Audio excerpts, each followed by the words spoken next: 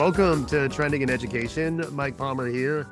I'm joined today by Amy Lomellini, who is the Director of Accessibility for Anthology. We're going to be talking about assistive technology, artificial intelligence, what's new and happening in the world of ed tech. Before we do that, we'd like to get to know you a little bit, Amy. First off, welcome to Trending in Ed. Yeah, thank you so much for having me. This is a great opportunity. I'm excited to talk about all that is to come. Yes. And the way we always start, the rite of initiation, is we start with your origin story. So you share with us who you are and how you got to this point in your professional life. Let us know how you got to point here.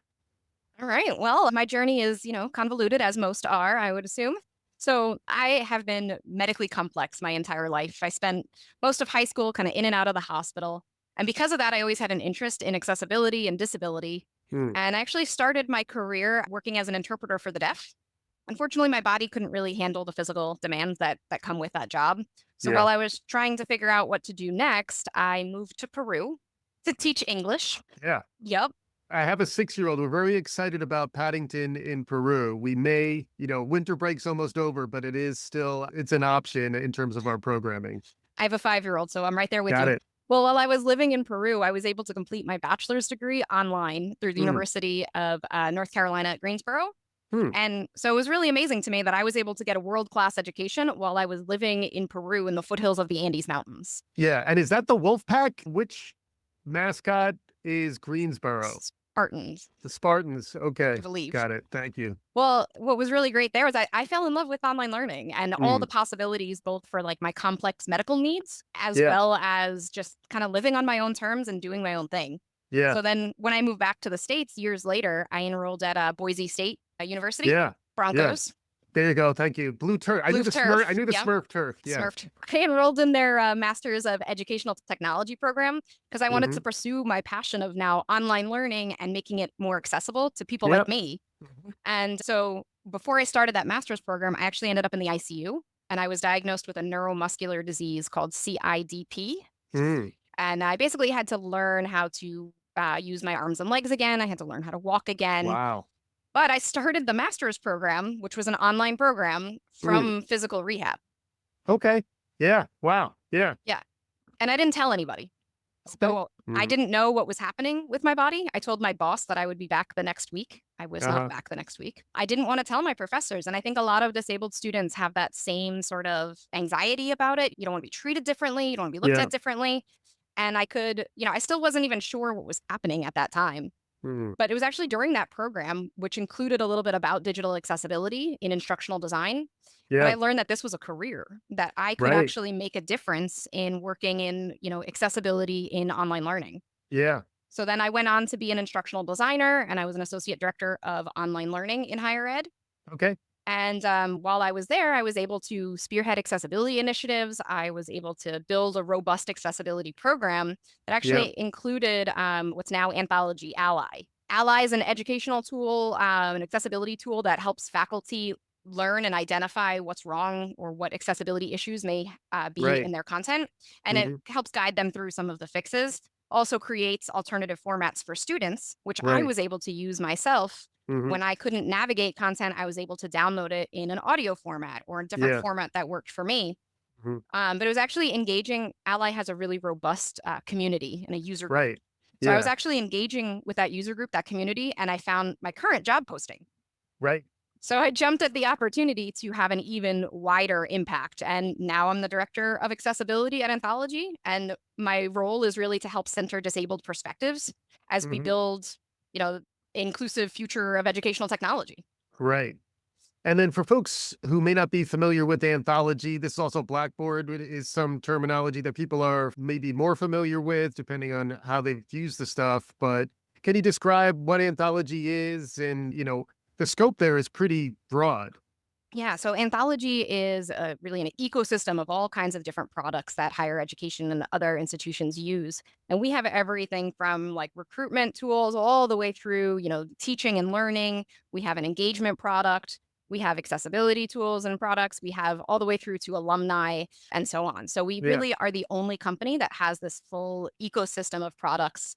And there's a data Yeah. layer on top of it all that can really help institutions understand their students and meet them where You're they called are. Anthology. It's like a collection Makes of sense. solutions on your bookshelf, your virtual bookshelf. And then Blackboard has long been a leader in the learning management system space, which is a Correct. big part of ed tech and higher ed. Your example is a great one too. Like a lot of folks are getting at least some of the most important assignments are filled out through ed tech, through a platform like Blackboard or other learning management systems. And it's also frequently where like attendance and credit hours, stuff that becomes pretty central to folks' experience of higher ed nowadays. It is sort of through these platforms. And then, you're focused on accessibility. And then come, fall of 22, ChatGPT comes along. I've always been struck by how, technology innovations frequently are assistive in nature, like they open up opportunities for populations who need affordances and sort of different structures to kind of connect with the content. The generative AI wave had to have been kind of eye opening across assistive technology. Yeah, AI is clearly a hot topic. Everybody's talking about AI, but I think what's really cool is it has such potential to be so transformative for the disabled community.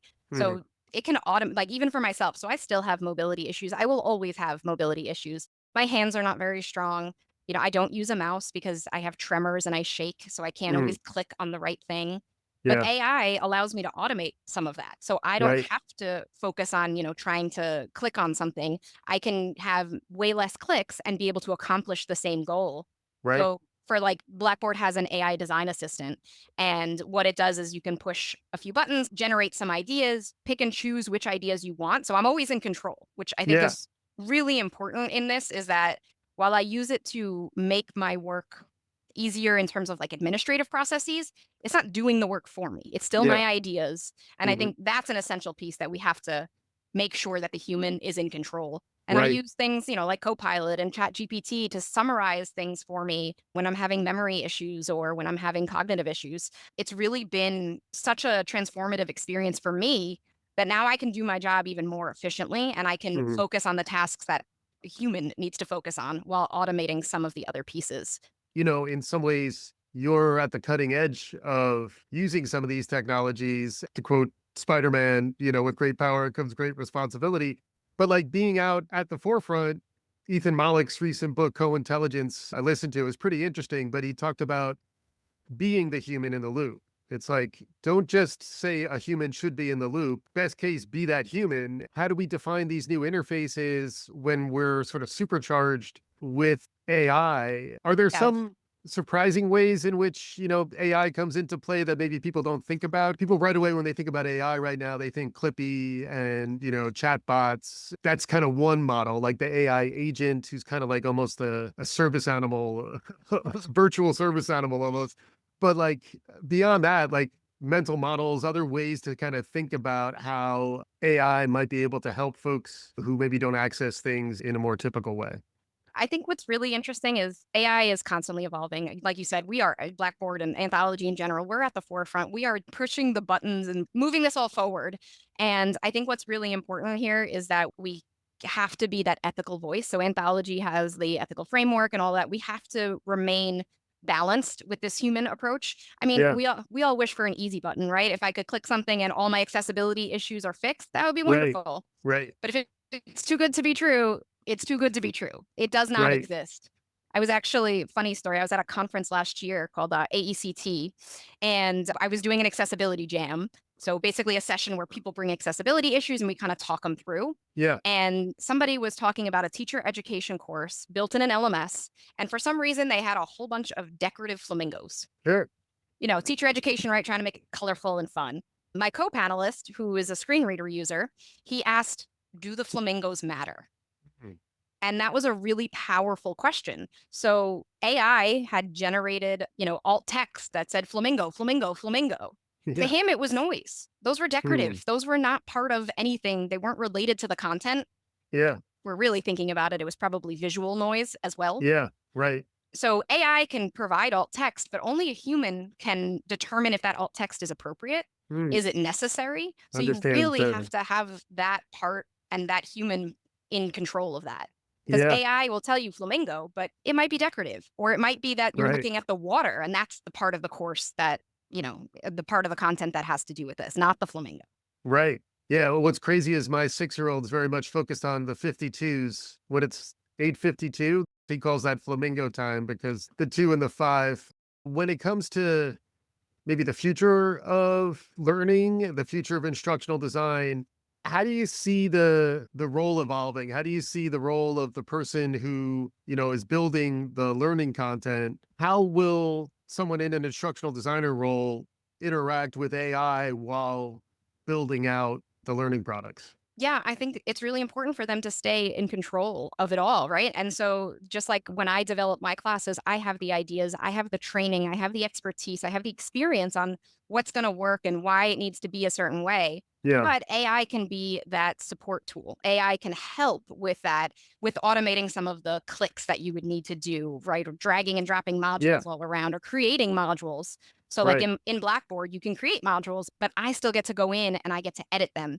I get Right. to make sure that they align with my thoughts, but the manual task of setting them up is done. Right. Right. And I think that's the way. And at Anthology, we've really kind of drawn a line in the sand that we respect the humans, we respect the experience that people bring to the table. Yeah. And you're going to have to, go in and improve it and approve the alt text or the Right. structure of the course. And there's a reason for that. Mhm. Others are going to sell you something that, hey, we'll do it all for you. You're going to end up with more problems than help in that Right. case. Yeah, it is interesting to me the connection also with the evolution of interfaces and how the way in which you can interact with things is evolving. I think back to even, 4 or 5 years ago, I was working in e-learning, working on a lot of media, and at the time, transcribing all of that into text.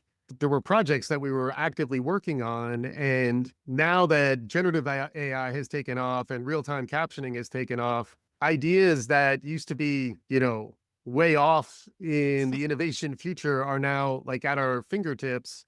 It's exciting, but it is also a place where you were talking about, sort of the ethical side of the equation. Do you have any suggestions for folks who are trying to understand that side of things? One thing I always talk about is how like teaching humans empathy and teaching them like deep listening skills like that are going to be increasingly important in the future. I imagine working in the accessibility space, like you almost have to be thinking about managing to individual differences. Do you have any suggestions or thoughts for people who are maybe trying to learn how to flex their empathy muscles a little bit better? Yeah, I think this really comes down to like institutional culture, and you have to build a robust accessibility program. Tools are essential. They're going to help people, they're going to support people. But at the end of the day, you have to have the right people in the room. You have to have the people with the right knowledge to be doing these, Mhm. to be building classes, to be working in accessibility, all of that. And they need to be supported by the right tools, whether it's Anthology Ally or, the AI and Blackboard, all of that. But it has to be a part of a larger system. Mm, So a lot of what I do is talking about my own disability. I do demonstrations. I'll show you how I use something with a keyboard, right? right. My team of accessibility specialists have different disabilities themselves. We have screen reader user, we have visual issues, and we're able to kind of show that. And I did the same thing on campus, right? So I think to your point, accessibility storytelling is essential. Mm, mm, Being able to show how this impacts a real person mhm. and somebody that maybe, you've seen in the hallway or you're friends with, right? So I would go out and speak to faculty and they're like, wow, I had no idea. I use a wheelchair. They had Right. no idea if you're looking, on, virtual, like on Zoom or something. But Right. then now I'm telling them I'm struggling because of this. And here's how we Mhm. can work together to improve that for everybody. Yeah. Right. And so talking through those kinds of things and that accessibility storytelling, I think is going to be an essential skill, but really it leads to building that robust program where you have policies, procedures, people, and tools all working together to support, real change and Mhm. innovation. Yeah. I always think to the example of curb cuts where, they were designed for people in wheelchairs, but then, people with strollers or people with canes. And then I like to joke, also after I've been out at the pub a little too long, like sometimes the curb cuts make it easier for me just to walk home. there are places where the innovation begins by trying to treat a boundary case. Neuralink is another one that's very much top of mind in the science fiction mindset that's out there. Some of those technologies are really designed for people who have mobility issues, who maybe are, in a wheelchair or have other, maybe they're in their bed or whatever, but there are ways in which they're still able to more fully engage through these like assistive layers that are kind of cutting edge. What Absolutely. what are your thoughts about that sort Yeah. of emerging space? I think what's important, so in the disability community, we had a saying, nothing about us without us, Hmm. which meant nothing about accessibility and disability without involving the community. We've Yeah. sort of transformed that now into just nothing without us. Hmm. So as we're on the cutting edge of AI and all of technology, the future of ed tech, it's really important to keep disabled voices involved. So Right. at Anthology, like I said, my team is made up of people with different disabilities. We have people with different disabilities across teams, across the organization. We have leadership buy-in. So we have, from the top level supporting accessibility. And we're also reaching out to the community. So it's really important in my role. It's not just about my disabilities, right? It's about Yeah. everybody in the community. So we have focus groups with people with disabilities. We call them in and we show them designs. I personally report up through the VP of design because Hmm. that's as we're talking about getting accessibility involved from the iteration, right? From the Yeah. idea stage. Yeah. And that is super important. And I think that goes to creating content in higher ed too. So Hmm. when you're first designing a course, when you're first creating those pieces of content, if you keep accessibility in mind at that stage, you're going to come out with a more inclusive product or more inclusive content that's going to help everybody, including people with disabilities. Right. And this is where universal design for learning, UDL, is something I've talked about a lot on this podcast. There was, I guess, an intellectual movement around like this awakening around universal design, user experience design, thinking about that as it relates to instructional design so that stuff can be consumed across different modalities and ultimately kind of empowering the end user. We're a trend spotting education show, so we were kind of tracking that trend. Can you talk about what's been going on in that space and kind of catch our listeners up? Like what language makes sense for people to be thinking about if they want to learn more about this stuff? Yeah, so universal design for learning kind of is the same idea as curb cuts, like you were just talking about, right? When Yep. you design for people with disabilities, it can benefit everybody. Captions is another great example of it. Yep. I think it sometimes gets conflated or sometimes gets used as a checklist. So there are Mm, guidelines associated with UDL. And in my opinion, those are guidelines, right? They're right. supposed to guide you as you design, educational It's content. just like WCAG. Exactly, guidelines, right? They're, Yeah. UDL guidelines are not entirely meant to just check every box. Yeah. So you really have to start with things that are most impactful. Where is Mm, this going to make the biggest difference in my course? And then be right. able to show that whatever intervention you used really did make a difference. Mm, And I think sometimes people conflate that with you have to add multiple means of everything to I see. every piece of your content. And that's not Right. what it's about. Right. It's about It's, censoring disabled voices, using that as a jumping point for innovation that's yeah. going to benefit everybody. So I think Right. when you look at it like it has to be, a checkbox that just doesn't tell the whole story, and it's Right. more about the holistic approach.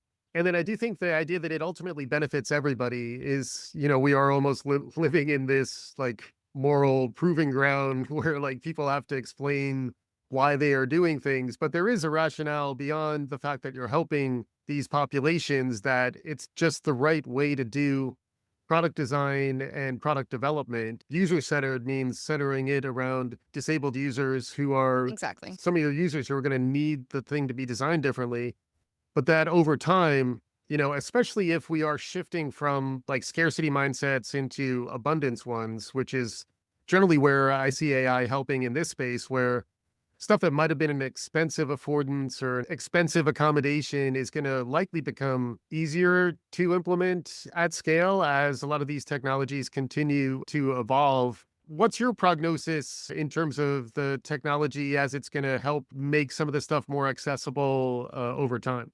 Yeah, I think another point to bring up here too is that the technology itself has to be accessible so that it can be usable by people like me, Mhm. right? So I think that's something that we're seeing, happen more and more now is again that nothing without us. Yep. That involves the actual product, the user face itself being accessible so that I can use it to go benefit from the AI. Yeah. right? And, my team was involved with that AI design assistant from the start to make that happen. And I think Hmm. that's going to be what we see more of. I think we're going to see more of a push for that inclusion early on so that these products are then usable by everybody. Because if Yeah. everybody's jumping on the AI bandwagon and then people with disabilities can't because the interface isn't accessible, that would be a huge problem. Hmm. So I Yeah. do think that we'll see this push, and I think in terms of higher ed, we're going to continue to see that disabled community is loud and proud, and we want the best. We want to be able to access the same education as everybody else, Hmm. and so I don't see that slowing down. I think that we're just going to keep pushing for more, and I think we're going to see even greater innovation come out of accessibility, and Yeah. I'm just excited for what's to come.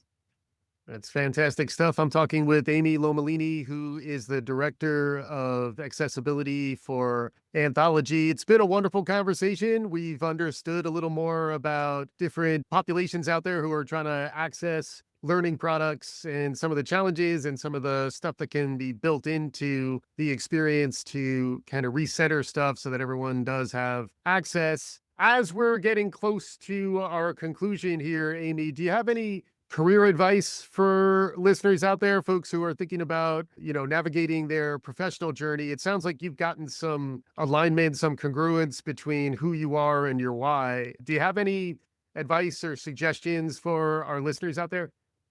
Yeah, that's a great question.